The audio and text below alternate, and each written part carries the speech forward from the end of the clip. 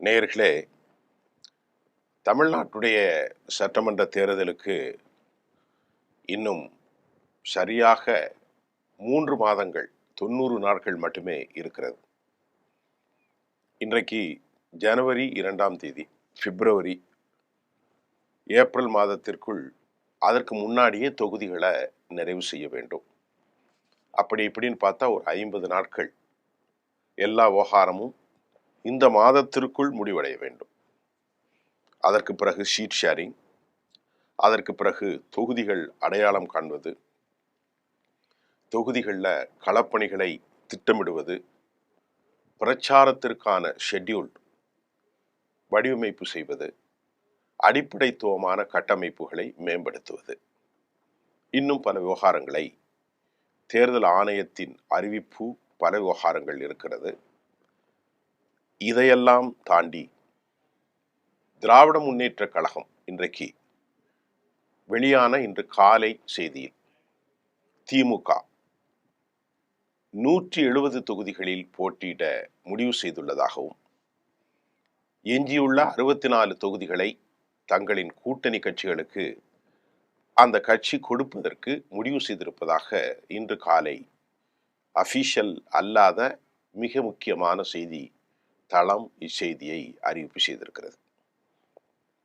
குறிப்பாக அந்த செய்தியில் மற்றொரு பதிவில் பாட்டாளி மக்கள் கட்சியின் மூத்த தலைவர் 87 வயதான பெரியவர் திரு ராமதாஸ் ஐயா அவர்களை பாமகவை அவருடைய தலைமையிலாக திராவிட முன்னேற்ற கழக கூட்டணியில் சேர்ப்பதற்கு திரு ஸ்டாலின் ஆலோசனை செய்து வருவதாகவும், இதனால் கட்சி ஏற்கனவே தமிழ்நாட்டின் வடக்கில் வலுவாகத்தான் இருக்கிறது, அதற்கு எந்த விதமான இடையூறும் இல்லை, வன்னியர்களின் வாக்குகளை தொடர்ந்து தக்க வைத்துக் கொண்டிருக்கும் திராவிட முன்னேற்ற கழகம் அதற்கு மேலும் பூஸ்ட் ஏற்படுத்துவதை போன்று பெரியவர் திரு ராமதாஸ் ஐயா அவர்களையும் சேர்ப்பதற்கு அவர்கள் விரும்புகிறார்கள் என்ற செய்தியும் இன்று வந்திருக்கிறது. ஆனால் பெரியவர் ராமதாஸ் ஐயா அவர்கள் இணைவதற்கான வாய்ப்பு இருக்கிறதா என்றால் அதற்கான வாய்ப்பை மறுக்க முடியாது என தகவல்கள் தெரிவிக்கிறது. ஏனென்று கேட்டால் அவருடைய மகனுக்கும் அவருடைய மகள் மருமகனுக்கு இடையான குடும்ப பிரச்சனையில் இந்த தேர்தலில் அவர் ஒதுங்கியிருந்தால் அவரது அங்கீகாரத்தை குறித்து வன்னியர் சமூகத்தில் ஒரு சிக்கல் ஏற்படும். அதனை தவிர்ப்பதற்கு அவர் இந்த கூட்டணியில் இணையலாம். அதற்கான பேச்சுவார்த்தைகள் தொடங்கியிருப்பதாகவும் அரசல் புரசலாக செய்திகள் சொல்லப்படுகிறது.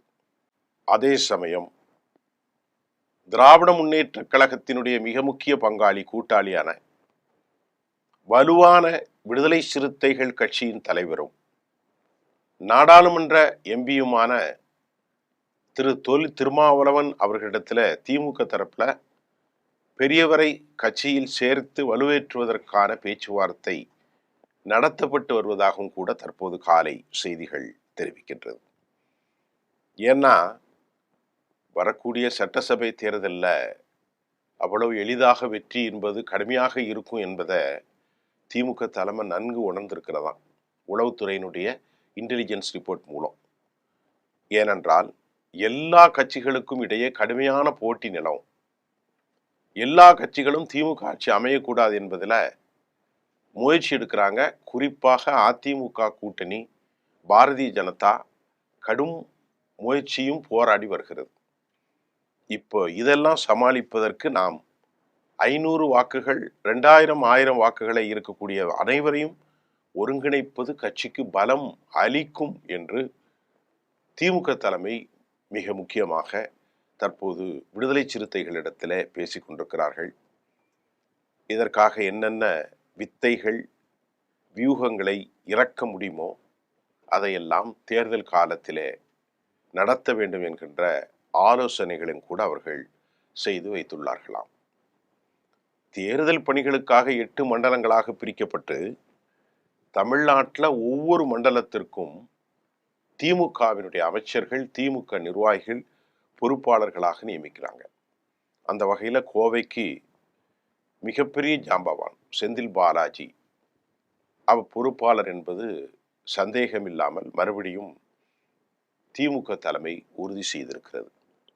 இந்த நிலையில் தேர்தல் பணிகள் குறித்த ஆலோசனை நடத்த அண்மையில் திராவிட முன்னேற்ற கழக தேர்தல் ஒருங்கிணைப்பு குழு சார்பில் மிக முக்கியமான விவகாரங்கள் மாவட்ட செயலாளர்களோடு கலந்து ஆலோசனை நடத்தப்பட்டது. இந்த ஆலோசனையில் கடந்த தேர்தலில் கூட்டணி கட்சிகள் எத்தனை தொகுதிகள் போட்டிட்டு எத்தனை தொகுதிகளில் வெற்றி பெற்றார்கள் என்பதை பொறுத்து வரும் சட்டமன்ற தேர்தலில் தொகுதி எண்ணிக்கையை ஒதுக்கலாம் என்று திமுகவினுடைய மூத்த நிர்வாகிகள் கருத்து தெரிவிச்சிருக்காங்க. இப்போ இந்த கருத்துகளின் அடிப்படையில் நீண்ட நேர ஆலோசனைக்கு பிறகு திராவிட முன்னேற்ற கழகம் 170 தொகுதிகளில் திமுக போட்டியிட வேண்டும் அல்லது போட்டியிடலாம் என திமுக தலைமை அண்ணா அறிவாலயத்திலிருந்து முடிவு செய்யப்பட்டிருக்கிறது. தமிழக சட்டமன்ற தேர்தலில் பெரும்பான்மைக்கு 117 அல்லது 118 வெற்றி வாய்ப்பு என்பது கண்டிப்பான தேவை.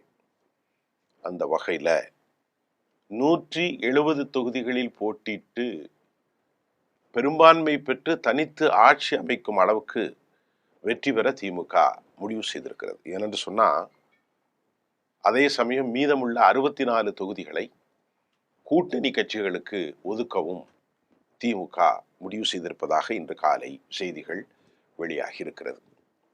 கடந்த தேர்தலில் 25 தொகுதிகளில் போட்டியிட்ட காங்கிரஸ் கட்சி இந்த முறை 40 தொகுதிகளை வலுவாக கேட்கிறது. ஆனால் 25 தொகுதிகளில் காங்கிரஸ் கட்சி 18 தொகுதிகளில் மட்டுமே 2021 வெற்றி பெற்றார்கள். ஆனால் இந்த முறை 40 தொகுதிகள்லாம் ராஜா வாய்ப்பே இல்லை என திமுக சொல்லிட்டான். கடந்த முறை 18 தொகுதிகளில் காங்கிரஸ் வென்றதால் இந்த முறை 18லிருந்து 20 தொகுதிகள் மட்டும்தான் வழங்க முடியும் அப்படிங்கிறத திமுக தலைமை தெளிவாக உறுதியாக முடிவு செய்துள்ளதான். அதெல்லாம திமுக தலைமை ஒரு முக்கியமான செய்தியை சொல்லியிருக்கிறாங்க. என்ன தெரியுமா? இந்த பாருங்க, காங்கிரஸ் கட்சியில பிரவீன் சக்கரவர்த்தி, அது மாதிரி திருச்சி வேலுசாமி இவர்களுடைய பேச்சுக்களால் தமிழக முதல்வர் திரு ஸ்டாலின் கடூரமான கோபத்தில் உள்ளாராம். நடந்து முடிந்த பல்வேறு மாநில தேர்தல்களில் காங்கிரஸ் கட்சி மிக கடுமையான படுதோல்வி அடைந்துள்ள நிலையில தமிழ்நாட்டில் 40 தொகுதிகளை கேட்டு பிடிவாதம் பிடிப்பதால் 18 அல்லது 20 தொகுதிகளை தான் நாங்கள் கொடுப்போம், திருப்திப்பட்டால் வைத்துக் கொள்வோம், இல்லாவிட்டால் அவர்களை கூட்டணி விட்டு கூட வெளியேறி கொள்ளட்டும் என முடிவுக்கு திமுக வந்துவிட்டதாக சொல்லப்படுகிறது. அதே நேரம் கூட்டணி வலுப்படுத்த நான் ஏற்கனவே சொன்ன மாதிரி ராமதாஸ் தலைமையிலான பாமகவை கொண்டு வர ஸ்டாலின் முடிவு செய்துள்ளதை சொன்னேன். இதற்கான பேச்சுவார்த்தை தற்போது நடைபெற்று வருகிறது. ராமதாஸ் அணிக்கு 7 தொகுதிகளை ஒதுக்குவதற்கு திராவிட முன்னேற்ற கழகம் முடிவு செய்திருக்கிறது. ஒருவேளை பாமக கூட்டணிக்கு வருவதால் விடுதலை சிறுத்தைகளுக்கு ஏதேனும் ஆட்சேபம் தெரிவித்தால் அல்லது தெரிவிக்கும் வகையில் ஏதாவது வந்தால் தொல் திருமாவளவனை சமாதானம் செய்யும் முயற்சியில திரு ஸ்டாலின் அவர்களே நேரடியாக இறங்குவாராம். ஏன்னா இன்றைக்கு இருக்கிற சனாதனம், இன்றைக்கு இருக்கக்கூடிய பல மத போக்குகள் இதெல்லாம் போட்டி கடுமையாக இருப்பதனால நீங்க பாமகவை கூட்டணிகளில் இருக்க சற்று பொறுத்து கொள்ளும்படியும் விசிகாவுக்கு கொள்கை ரீதியான அறிவுறுத்தல்கள் வழங்கப்படலாம் என்றும் சொல்லப்படுகிறது. ஆனால் ஸ்டாலின் சொல்லியும் திருமா சமாதானம் ஆவாரா என்ற கேள்வி சில விஷயத்துல இருக்கு. அவர் ஒரு கொள்கை வகுத்து விட்டார் என்றால் அதை அவர் எந்த காரணத்திற்கும் சமரசம் செய்து கொள்ள மாட்டார் என்ற விஷயம் நாம விடுதலை சிறுத்தைகள்கிட்ட கேட்ட அளவுக்கு தெரிகிறது. கூட்டணி கட்சிகளால் திருமாவளவன் மீது ஸ்டாலினுக்கு இந்த கூட்டணி கட்சிகள் தலைவர்களே ஸ்டாலினுக்கு தனிப்பட்ட முறையில தொல் திருமாவளவன் அவர்களின் மீது ரொம்ப மரியாதை வச்சிருக்காராம். அதே போல் திருமாவுக்கும் ஸ்டாலின் மீதும் ஒரு நல்ல மரியாதை இருக்கிறதா. எனவே ராமதாஸ் தலைமையிலான பாமக கூட்டணிக்கு வந்தால் விசிக என்ன செய்யும், அட்ஜஸ்ட் பண்ணுவாங்களா நிலைமையை உணர்ந்து என்ற கேள்விக்கு பதில் இதுவரை இல்லை. ஆக இது போன்ற பல செய்திகள் இன்றைக்கு திமுக வட்டாரத்தில் குடிபிடித்து ஆடுகிறது. திராவிட முன்னேற்ற கழக நடவடிக்கைகள் மிக கவனமாகவும் எல்லா கட்சிகளையும் விட இன்றைக்கு அவர்கள் போட்டியில முன்னணியில் இருக்கிறார்கள். அதை போல அதிமுக கூட்டணியும் தற்போது தொகுதி வாரியாக இடங்களை ஒதுக்குவதில் அவர்களுக்கும் பாரதிய ஜனதாவிற்கும் இடையான பேச்சுவார்த்தை தொடர்கிறது. அந்த கூட்டணியில் டாக்டர் அன்புமணி பயன்பெறுவார் மற்றும் தமாக, புரட்சி பாரதம் இந்த கட்சிகள்லாம் தொடரப்போகிறது என்பதுதான் இன்றைக்கு காலை வெளியான செய்தி. அடுத்த ஒரு செய்தியில தெளிவா நான் இப்போ மற்ற அதிமுகவின் நிலைமை என்ன அப்படிங்கிறத உங்களுக்கு தர்றேன். நன்றி.